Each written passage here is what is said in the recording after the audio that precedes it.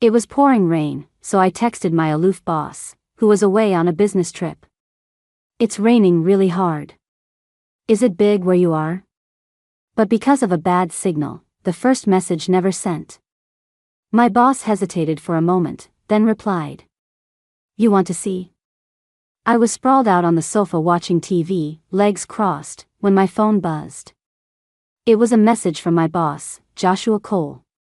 Get the contract to the Grand Hyatt in Stamford before 3 p.m. I turned my head with a deadpan expression and glanced at the downpour outside, then angrily tossed my phone onto the coffee table. Are you kidding me? It's the weekend, it's raining cats and dogs, and he wants me to deliver something to the next city over. Don't us working folks get a break? I ran a hand through my hair in frustration, then grabbed my phone and texted Joshua, hoping to awaken a shred of corporate conscience. Joshua. It's raining really hard. Is it big where you are? There's no way I'm not getting soaked if I go out in this. Have a heart, can't the contract wait until tomorrow? After sending the texts, I stared nervously at the screen. Joshua was always deadly serious and stone cold when it came to work. I had no idea if he'd get my hint. Should I have been more direct? On second thought, better not. I didn't want to get chewed out. I stared at my phone for a solid 20 minutes before the screen lit up again. You want to see?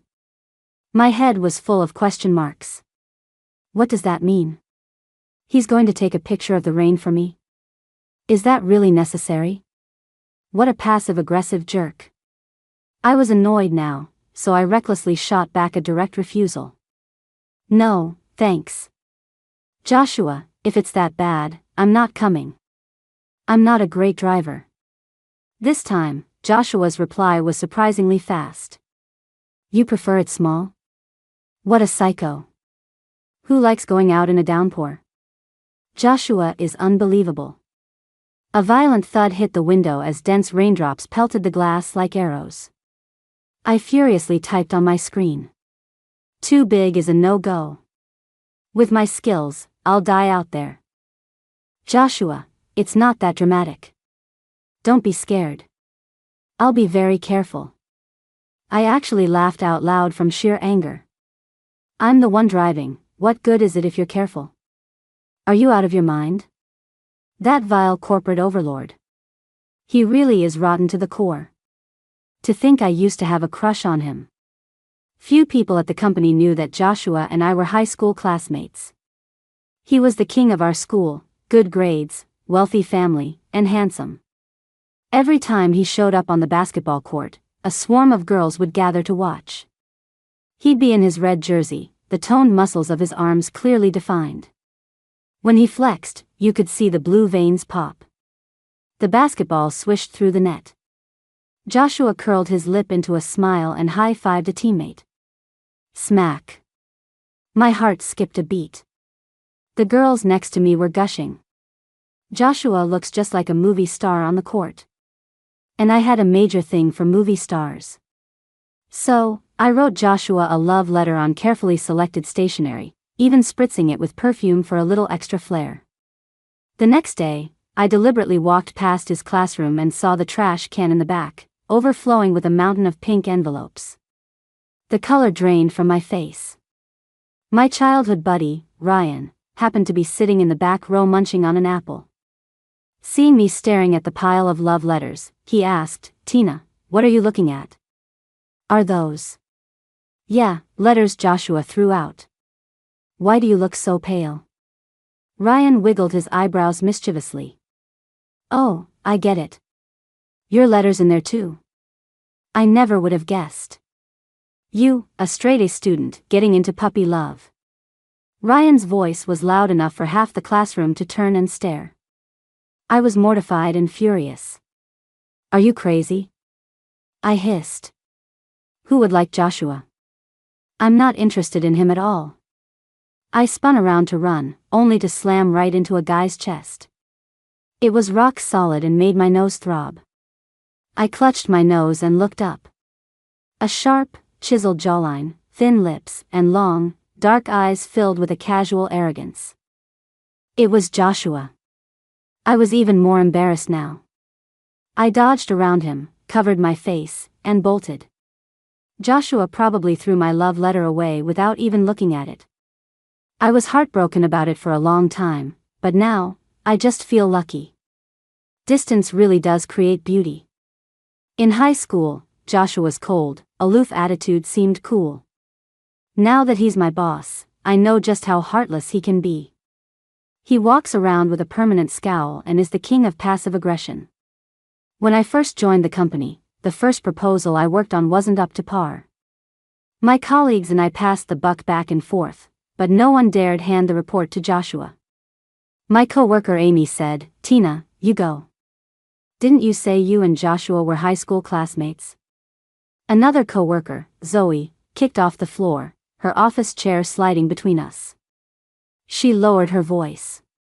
A friendly reminder, Joshua hates it when people try to pull connections. When our last department manager was fired, he was literally hugging the office door, crying and saying he and Joshua were college classmates, that they lived in the dorm next door. Guess what Joshua said? Amy's eyes widened. What did he say? Zoe put on a stern face, mimicking Joshua. She gave a cool, dismissive once-over and snorted. I don't know him. Also, this is a company, not an alumni reunion. Security? Get him out of here. Amy winced. Oof, how humiliating. He would have been better off saying nothing. In the end, I had no choice but to take the report to Joshua. I bit the bullet, placed it on his desk, and stared at my shoes, not daring to look up. After what felt like an eternity, I heard Joshua's flat voice from above. Tina. I looked up, trying to force a smile. Mr. Cole, about this report, I really did my best. Joshua raised an eyebrow. You don't recognize me? Ugh. Here we go. The classic passive-aggressive guilt trip. I'd heard him use that exact line on our department manager. You don't recognize me? The manager had been stunned. Mr. Cole, of course I recognize you. You're Mr. Cole. Joshua gave him a cold glare. If you know who I am, why would you hand me this garbage? There was no way I was going to let Joshua call my hard work garbage. I lunged forward and snatched the report off his desk. I get it, Mr. Cole. High standards, strict requirements. I'll take this back and revise it right now. Tina doesn't recognize me. How could she not recognize me? How could she possibly not recognize me? Watching her grab the report and flee as if escaping a disaster, I sighed, my gaze dimming as a bitter feeling spread through me. Would a girl really not recognize someone she once had a crush on? So, that high school love letter really was just a misunderstanding. I pulled open a drawer and took out a pink envelope. It was old, the color faded, like a long-forgotten memory. Joshua, look, it's Tina from the class next door. She's here to watch you play again. You think she likes you? I followed my classmate's gaze. Tina was standing in the crowd, holding a bottle of water. Her skin was so pale it seemed to glow, and her eyes were clear and misty, like the surface of a lake. Our eyes met, and I felt a prick in my heart, a strange, indescribable flutter. The basketball traced a perfect arc against the blue sky and swished through the net. I high-fived my teammate, an involuntary smile spreading across my face. Does Tina like me? What a beautiful day. On a crappy day like this, I should have been on my couch watching TV. Instead, I was a nervous wreck, driving down the highway. Rain hammered the windshield, and the wipers swished back and forth frantically. My phone started vibrating. I answered it, and Amy's wail filled the small car. Tina, I have terrible news. You need to brace yourself. Spit it out. Amy, that contract. She gulped, then stammered. Some of the key figures in that contract. They're all wrong. What? I shrieked. Amy said frantically, there's still time. We can fix the numbers now, we don't work again until tomorrow. Stop yelling at me. It's too late. You're trying to get me killed. Joshua the slave driver told me to bring the contract to Stamford now. I'm almost at his hotel. I was on the verge of tears. What do I do now? Amy, what? You should tell him you got in a car accident. Are you insane? Knowing Joshua, he'd just make me deliver another copy. What good would that do? Besides, what if he comes to the hospital to see me? I'd be dead if he found out I lied about something like that. Even though Joshua the slave driver was ruthless at work, the employee benefits were actually amazing. When our department manager was hospitalized with a high fever after working for 3 days straight, Joshua personally visited him and even gave him a huge red envelope with a very generous amount of cash. Amy, oh, right. Then you have to find a way to distract him. How? Amy, hello? I'm losing you. Hello? Beep, beep, beep.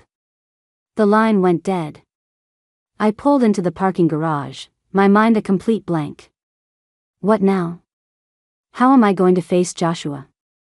I stared at my phone screen, my mind a complete blank. I recognized every word in Tina's text, but put together, I had no idea what it meant. Is it big where you are? Big where? Why would she suddenly ask me that? Or was she messing with me? Just like in high school. I'd received her love letter and had run to her classroom, overjoyed, only to come back and hear her shouting at Ryan. I'm not interested in Joshua at all. Tina pushed past me and ran off. It felt like I'd been shot. I stood there, pale and stunned. Ryan slung an arm over my shoulder and clicked his tongue. Why would she make a point of telling me she's not interested in you? She must be worried I'd get the wrong idea. Ah, so Tina likes me. And here I was, thinking she came to watch our games for you. TSK, your buddy Ryan really sells himself short. Ryan wasn't trying to be quiet. A few guys in the class heard and started laughing. Way to go, Ryan. You even won over the beauty from the class next door. Hey, they're childhood sweethearts. They've got history. Childhood sweethearts? I'd never hated those two words more. Ryan and Tina were neighbors who had known each other since kindergarten. Since we were desk mates, the name I heard most often from him was Tina. Tina is such a serious student. Tina is so sweet-tongued. All the neighbors praise her for being so well-behaved, and countless kids got punished for not being more like her. Don't be fooled by her act, though. She's actually really fierce. She doesn't hold back when she gets into a fight. Amid the laughter, Ryan's face turned beet red. The bell rang, and we went back to our seats. Ryan nudged me with his elbow and whispered, "Hey, you think I should say yes to Tina? She's pretty and all, but she's a little too fierce." I'm scared. How fierce could she be? Her skin was so fair, her smile so sweet. I couldn't imagine her being aggressive or mean. Or maybe that was a side she only showed to the person she liked. Ryan opened his desk and cursed. Damn, more love letters. Joshua, can you put your name on your desk next time? People keep getting them mixed up. A sharp pain shot through my chest. I grabbed my water bottle and took a huge gulp, but the bitter, sour taste in my mouth wouldn't go away. So Tina's letter was meant for Ryan. I should have taken it out and given it to him. But I didn't. I was a despicable thief, stealing a beautiful moment that didn't belong to me, treasuring it, hiding it away safely, and taking it out from time to savor. For the 1,001st time, I took the love letter out of my bag. I unfolded the paper. The spot where the name was written at the top was stained with water, the ink smudged into a black blotch. I love watching basketball games most of all. But when you're there, I can never concentrate, because I don't know if I should watch the game, or watch you. The day Tina sent this letter, it had rained heavily. I love the rain. I love how it washed away Ryan's name, so I could pretend that the black smudge of ink was Joshua. Joshua. Joshua, buddy, what are you doing? You haven't been answering your phone. Ryan's boisterous voice came through the receiver. I held the phone away from my ear. What is it? Guess? If you have something to say, say it. I'm busy. Ryan, geez, you're no fun. Just calling to let my buddy know, I'm getting married. It's on the 8th of next month. Make sure you tell Tina, too. You're both in New York, so you can drive over together. I'll show you guys a great time, we'll hit the bars all night. A wave of discomfort washed over me. You're inviting your ex-girlfriend to your wedding? Isn't that a little weird? Ryan sounded confused. What ex-girlfriend? Who? Tina. Weren't you two together in college? I was abroad for 4 years of college and barely kept in touch with my classmates from home. But one time, I was scrolling through Ryan's social feed and saw a post announcing his relationship. It was a picture of him with his arm around a girl, their backs to the camera. The girl had long hair and was wearing a green knit cardigan over a white dress. The sliver of her exposed ankle was shockingly pale. I had seen Tina wear that same cardigan in one of her posts. I clicked on Tina's profile picture and saw her latest update. Had the best weekend. I stared at that sentence for a long time before closing the app and muting both her and Ryan's feeds. Who was with Tina? Damn it, I still get mad just thinking about it. You didn't know? She totally humiliated me in college. You know that picture I posted of my girlfriend? Tina commented on it, all passive-aggressive, like, oh, look at you, even a clueless jock like you can find love. So I tried to be nice. I told her I knew she had a crush on me but not to be too sad, plenty of fish in the sea, that kind of thing. And she completely lost it. That firecracker cussed me out for a solid 10 minutes. It was brutal. So I started arguing back, telling her it was just sour grapes because she couldn't have me. And guess what she said? My heart was in my throat. What happened? Ryan scoffed. She said she'd always had a crush on you, and that you were 1,000 times hotter than me. Damn, that's just insulting. Joshua, you tell me, am I really that much worse than you? Ryan was still rambling on the other end of the line, but my mind went, and I couldn't hear anything anymore. My heart was pounding. With a trembling hand, I hung up the phone. For the first time in years, I had the courage to look at Ryan's social media. The photo showed an unfamiliar girl with big, expressive eyes, a completely different look from Tina. I scrolled down quickly, all the way back to his sophomore year. Yep, it was always this girl. This was Ryan's girlfriend. Then what about Tina? I unmuted her feed and clicked on her profile. Hustle culture is my culture. Work life. Why do I work so much overtime?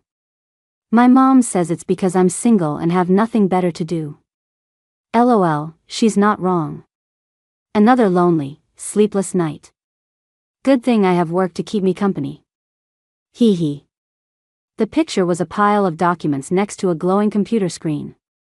Lonely? Sleepless nights? So, that's why she asked me. If it was big? She wants to. I couldn't let myself think any further. My face flushed red as I shakily picked up my phone to reply. I groaned and stuffed my phone into my pocket, then grabbed my umbrella and got out of the car. Whatever. Face the firing squad. It's happening one way or another. Worst case, I get fired. An $8,000 a month salary isn't that big of a deal. I can't spend it all anyway.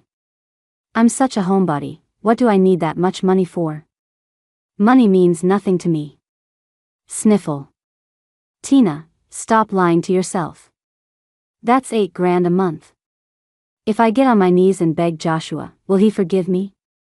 My heart pounded, my limbs felt weak, and my hand trembled as I knocked on the hotel room door. Mr. Cole. The door flew open with lightning speed, so fast it made me wonder if Joshua had been standing right behind it waiting for me. I blinked. Joshua was wearing a white bathrobe, his hair dripping wet.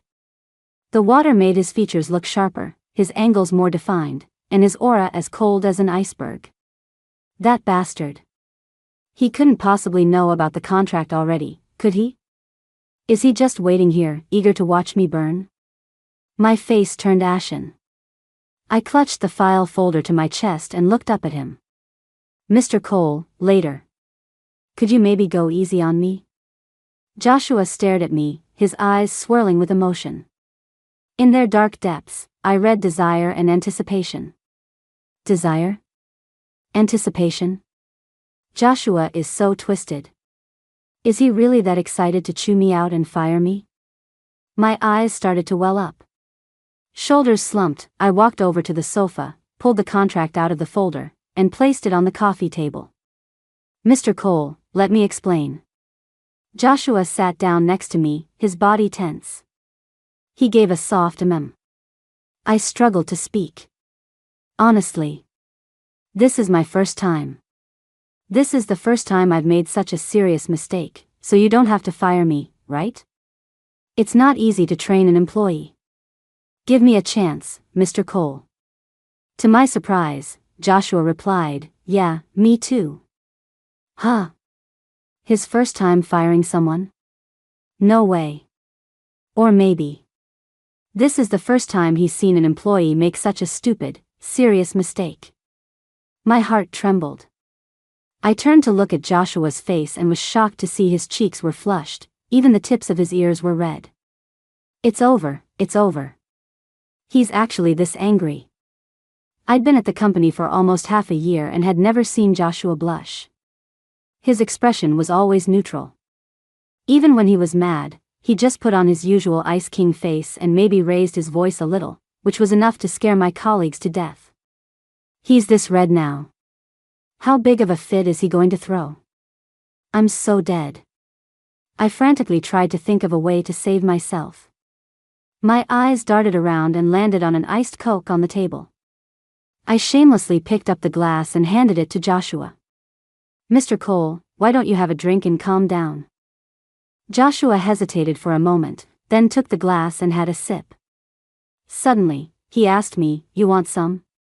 From his tone, it seems like he's softening up. There's still room to negotiate. I nodded immediately. Okay, thanks, Mr. Cole. Joshua got up, went to the minibar, and poured another drink, thoughtfully adding ice cubes. I took the glass and tilted my head back for a big gulp. A sharp, alcoholic taste, spicy and smoky with a hint of grassiness, hit my throat. It was alcohol. I almost spat it out, but conscious of Joshua right next to me, I frowned and swallowed it down. Joshua looked surprised at how boldly I drank it. You like whiskey too? I gave a dry laugh, trying to play along. Yeah, the flavor is really smooth. As if to prove it, I took several more gulps and finished the drink. With both of us having had some alcohol, the tense atmosphere in the room eased considerably. Joshua's body wasn't so tense anymore.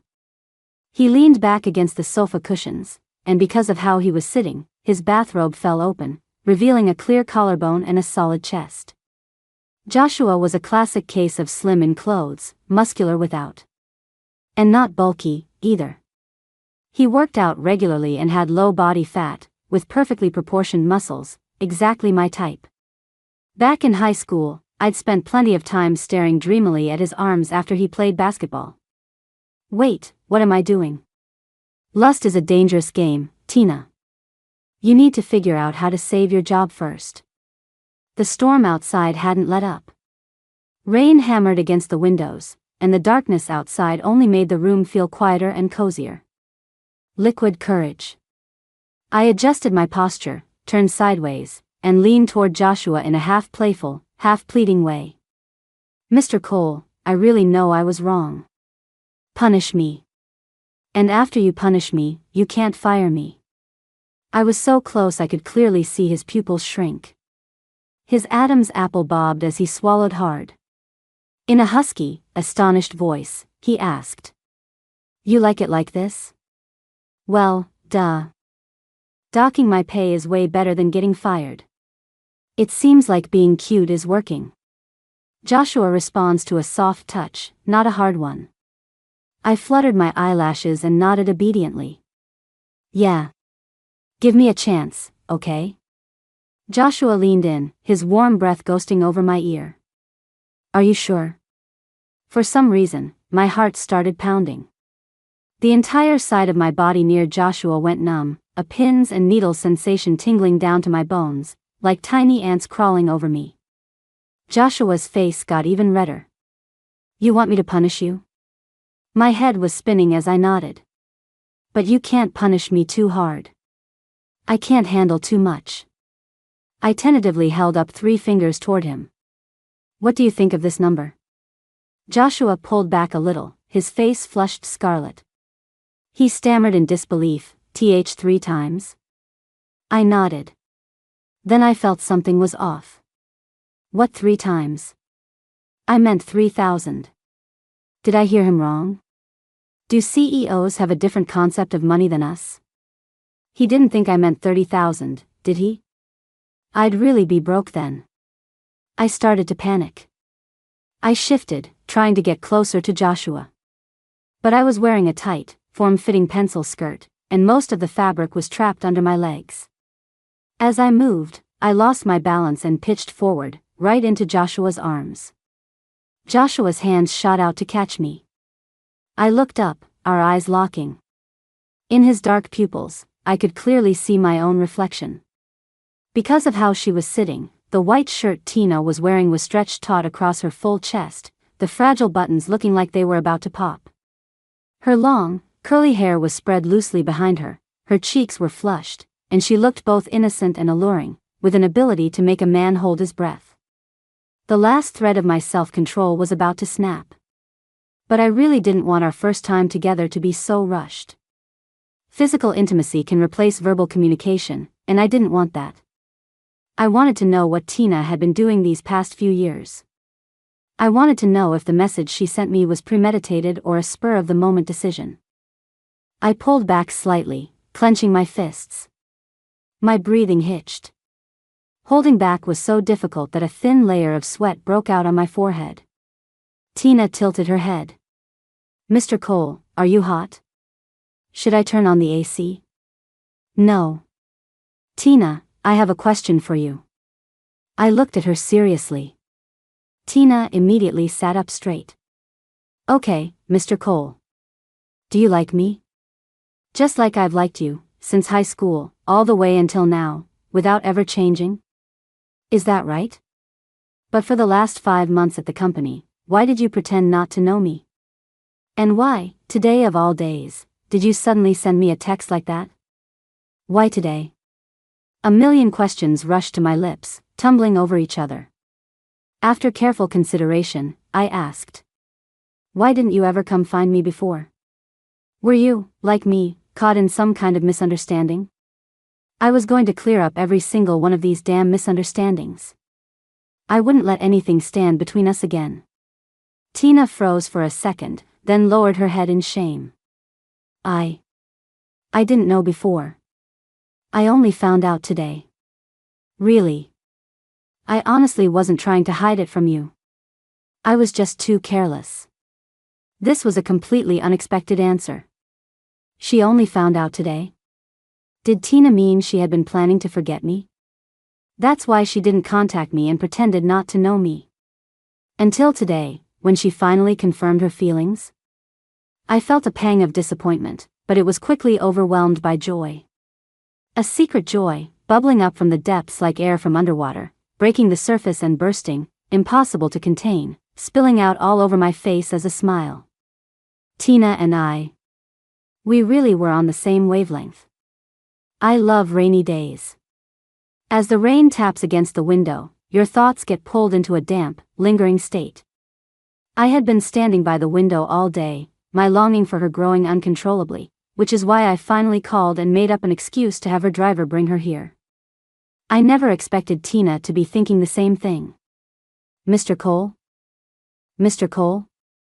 I nudged Joshua's elbow, my heart filled with dread. Oh God, his smile is so creepy. Is he mocking me? Thinking how stupid I am to have only just discovered such a serious mistake and to have the nerve to admit it. He's not still going to fire me, is he? He can't. I softened my voice and whispered a reminder. You promised you'd punish me. And once you've punished me, you can't fire me. Joshua's eyelids fluttered. The smile faded slightly as he casually averted his gaze from my face. His voice was incredibly hoarse. Okay. I held my breath and widened my eyes, waiting for Joshua to say the number. A $3,000 pay cut? 5,000? Joshua the slave driver, please be a decent human being. You wouldn't dock my pay by 10,000, would you? Under my intensely expectant gaze, Joshua lifted his hand and reached toward me. And then, a warm, rough sensation on my earlobe. Joshua's thumb and forefinger pinched my earlobe, rubbing it, toying with it. I felt like I'd been struck by lightning. My mind went blank, but a fine electric current spread from my earlobe through my entire body. I began to tremble uncontrollably. What? What? What is he doing? Joshua leaned in, pressing me down beneath him. His hot breath ghosted over my ear. You have a red mole on your earlobe. I've wanted to do this for 10 years. 10 years ago? I'm 27 now. 10 years ago, I was only 17, a junior in high school. A minor. No, that's not the point.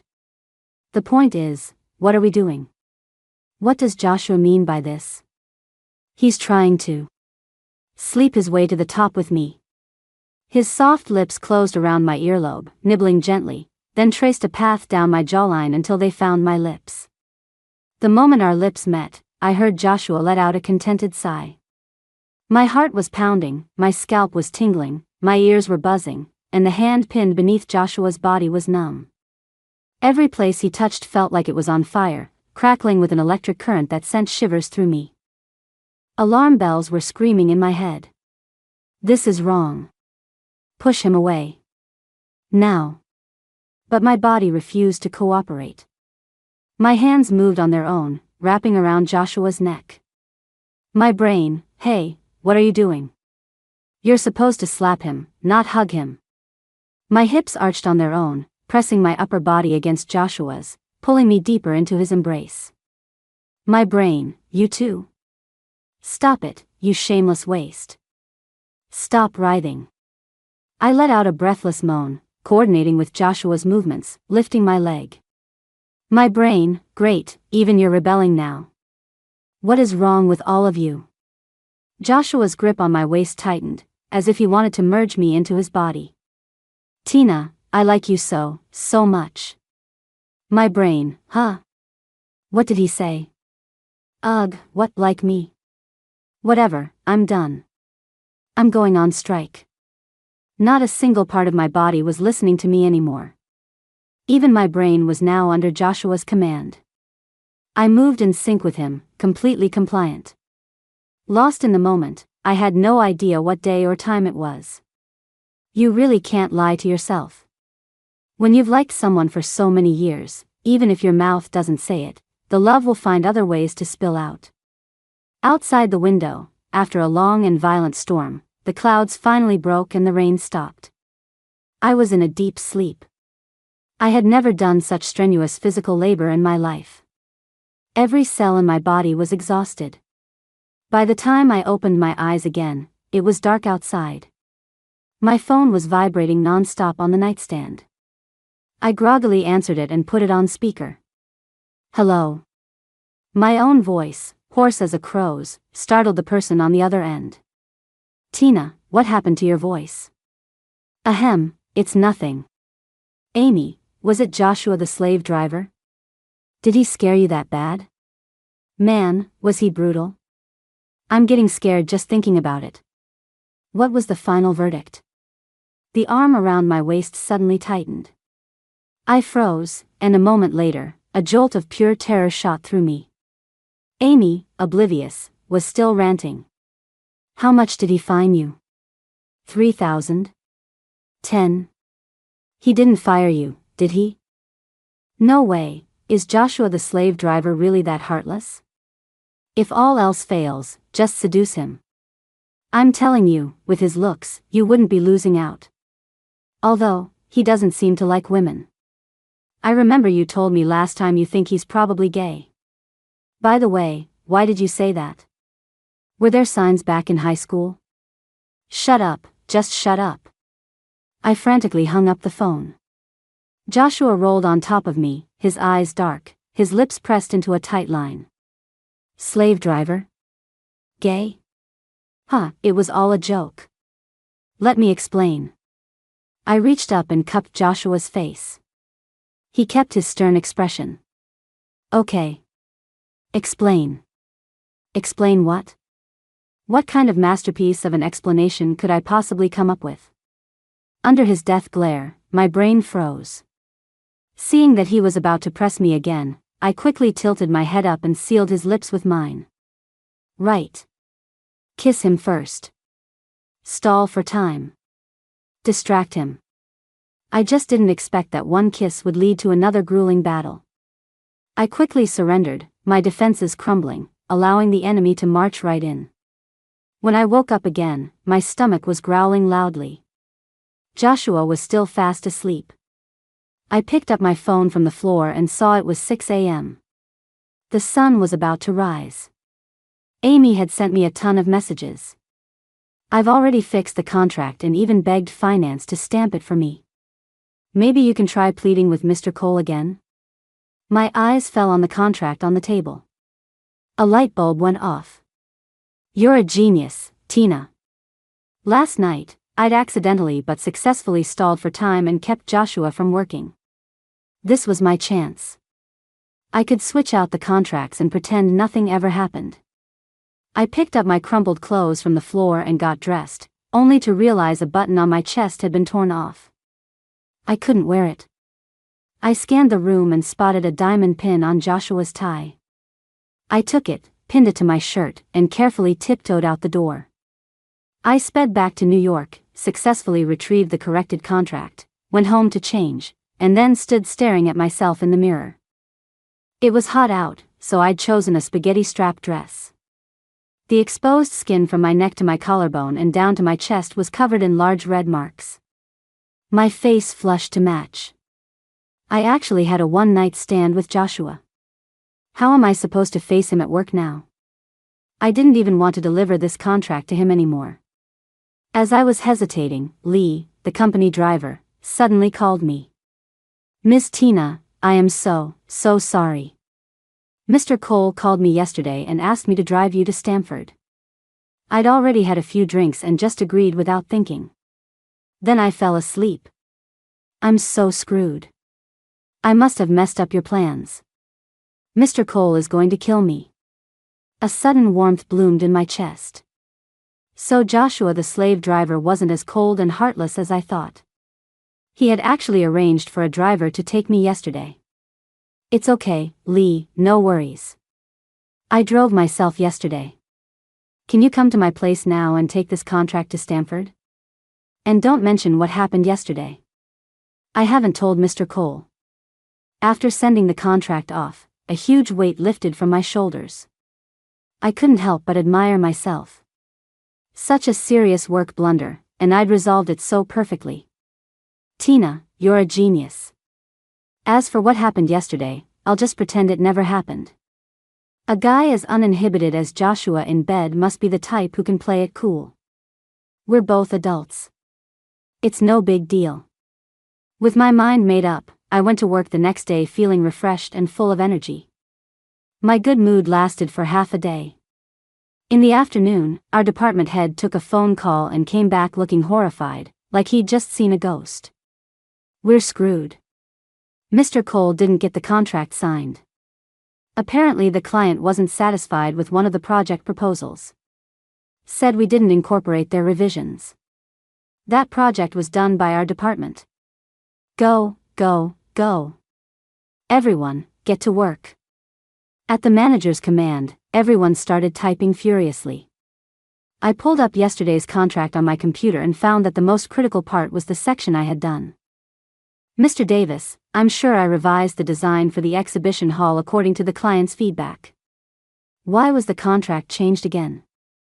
Mr. Davis pushed his glasses up his nose, the lenses glinting. What do you mean, changed again? You're the one who never changed it correctly in the first place. Don't you review contracts before you sign off on them? Tina, you graduated from a top university. Your work is unacceptably sloppy. When Mr. Cole gets here, you can explain it to him yourself.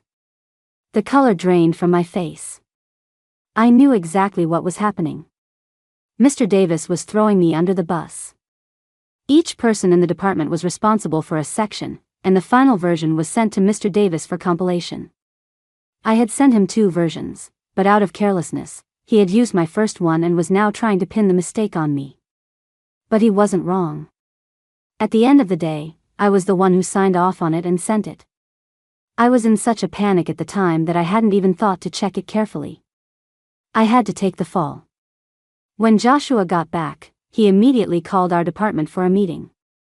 Everyone stood with their heads bowed, bracing for his lecture. Who was responsible for the exhibition hall section? Mr. Davis immediately stood up and pointed at me. It was Tina. Mr. Cole, I will reprimand her severely. Seeing my timid, quail-like posture, Joshua's lips twitched into a smile, which he quickly suppressed. No need. Mr. Davis, does that mean she's fired directly? Yes. This Tina, she's been with the company for almost half a year and still makes such a serious mistake. I'll have HR start the process right away. Amy pleaded, Mr. Cole, could you please give Tina another chance? Her work has always been excellent. There must be a reason for this. She secretly tugged on my sleeve and gave me a meaningful look. Joshua's dark eyes were fixed on me. He propped his right hand on the table and gave a slight flick of his wrist. Out. Amy's lip immediately quivered. Mr. Davis sighed. Tina, you can go. Go back to your desk and pack your things. My face changed. No way. He's really going to ditch me after we slept together? That's just cruel. This damn capitalist. He's despicable. Mr. Davis put a hand on my back to push me. I stood my ground, my mind racing, trying to figure out how to beg for mercy. Joshua raised his voice. Tina stays. Everyone else, out. Amy gave me a you're on your own look as everyone filed out of the office with their laptops. Mr. Davis even obsequiously closed the door behind them. Tina, come here. Joshua looked at me with a stern face. I nervously picked at my palms, slowly shuffling toward him. This man was truly heartless. As I reached him, I was about to speak when he suddenly reached out and pulled me. I stumbled and fell right onto his firm, sturdy lap. He immediately wrapped his arms tightly around my waist. Did you miss me? Me, huh? I was busy all day yesterday with the contract negotiations. There was no signal in the mountains. I didn't mean to ignore you. A warm hand cupped my cheek. Joshua tucked a stray strand of hair behind my ear, then pressed my waist closer and leaned in to kiss me. Tina, I've missed you so much. My brain turned to mush again. I squirmed in his lap. Mr. Cole, the contract. It's not important. Hiss, stop moving. We're at the office. Wait, buddy, you're aware this is the office? I walked out of his office with flushed cheeks and swollen lips. Amy stared at me in shock. Have you been crying? Your face is so red. So? Did Mr. Cole soften up? I shook my head blankly. Not soft. Very hard, actually. So hard my butt hurts. Amy was on the verge of tears. So you're really getting fired? I don't think so. Joshua didn't fire me. In fact, our department manager, Mr. Davis, was transferred. They said he was being moved to the Stamford office. While it wasn't a demotion, it was basically an exile. It was only then that I belatedly realized Joshua might have been getting back at him for me. Wasn't it just a one-night stand? Is he blurring the lines between personal and professional? He's been like a teddy bear in heat, finding any excuse to get close to me. Whenever we're alone in an office, I basically end up on his lap. Don't I deserve my own chair? I was very confused by this whole situation. Another weekend rolled around, and Joshua drove me to Boston for Ryan's wedding. On the way, he suddenly mentioned that Ryan's girlfriend had a green sweater exactly like one I had in college. I was in the passenger seat, sipping my bubble tea, and nodded along. Yeah, Ryan actually asked me for the link. His girlfriend has great taste in clothes. Her style is just like mine. Her taste in men, though. What does she see in Ryan? Joshua chuckled. Is that what happened? His smile gradually turned bitter. All because of a sweater. I wasted so many years. He spent the rest of the drive shaking his head and sighing, though I had no idea what he was regretting. The wedding was the next day, so Ryan had arranged a reunion for a bunch of close high school friends tonight. As Joshua and I walked into the private room, he suddenly put his arm around my shoulder. My face instantly caught fire. What is wrong with him? With our ambiguous relationship, what are people going to think? Sure enough, everyone's eyes went wide with shock. Ryan exclaimed, "Whoa. You too?" Joshua nodded with a hint of pride. "Everyone, I'd like you to meet my girlfriend, Tina." Ryan. No way. How come there were no signs of this in high school? The other classmates laughed. That's because you're blind. Of course there were signs. Tina came to every single one of Joshua's basketball games. Yeah, and it was pretty obvious Joshua liked Tina, too. His eyes were like searchlights, practically glued to her. I thought you two got together in college. Why are you only starting to date now? Ryan shook his head. Your progress is too slow. You guys need to catch up. Ryan's fiancée laughed along. Tina, for all the clothing links you've sent me over the years, I'm saving the bouquet for you. Under the table, Joshua held my hand tightly, a huge grin on his face. Great, thanks so much. By the time we got back to the hotel that night, I was a little drunk. In the elevator, I pulled my hand away from Joshua's. Everyone's gone. You can stop the act now. Joshua froze. What act? The happy couple act. Mr. Cole, why are we doing this? Joshua's eyes narrowed dangerously, his jaw tightening. Tina, say that again. We're acting like a couple? He took a step forward, his presence overwhelming, and pinned me against the wall.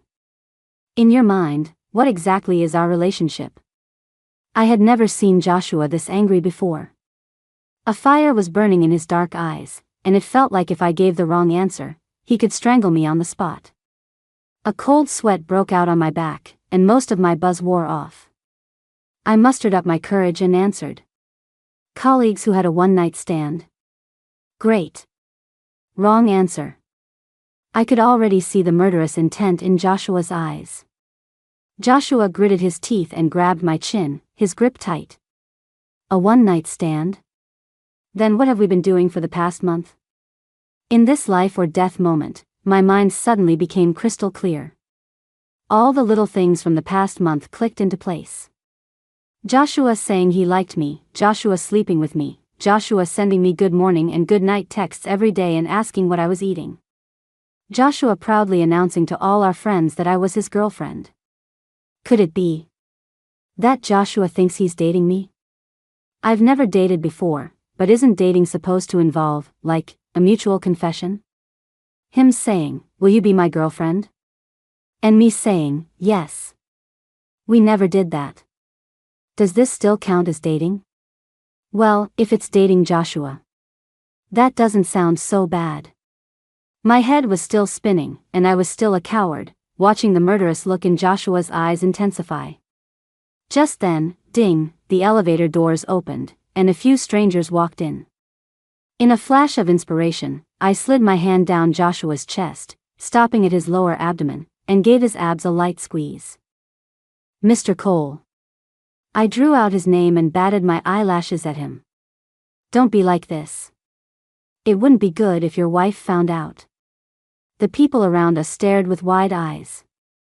Joshua's face turned beet red. The second the elevator doors opened, he grabbed my hand and practically dragged me out in disgrace. Behind us, I could hear whispers, "He's so handsome and he still cheats. Men are all trash." I burst out laughing. Joshua shot me a look, his brows still furrowed. "Tina, you need to explain yourself. Just now, were you role-playing? Don't you want to play along?" I would die before admitting what I had really been thinking. Thank heavens, thank the earth, thank all the trashy romance novels I've ever read. This excuse was absolutely, flawlessly perfect.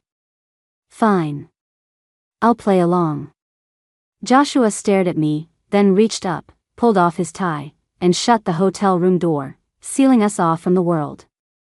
Much later, one day when Joshua and I were lying on the couch watching TV, we talked about all the crossed wires and misunderstandings over the years. Joshua was still emotional about it. I was such an idiot. I wasted so many years. Thank God you took the initiative, otherwise. Wait a second. Weren't you the one who took the initiative? I sat up from his embrace, my expression serious.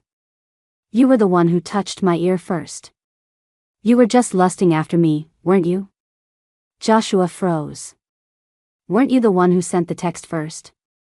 I was confused. What text? I was just asking if it was raining hard where you were and if I should deliver the contract another day. I was talking about work. How does that count as me making the first move? Joshua raised an eyebrow in surprise. His eyes were deep, filled with a meaning I couldn't quite grasp. He slowly curled his lips into a smile and reached out to touch my earlobe again. You're right. It was me. Tina, thank you. Thank you for the unsent text message. Thank you for waiting for me in the same place all these years. Thank you for giving me a chance to make it right. The words might have been a mix-up, but all the deep feelings behind them were real.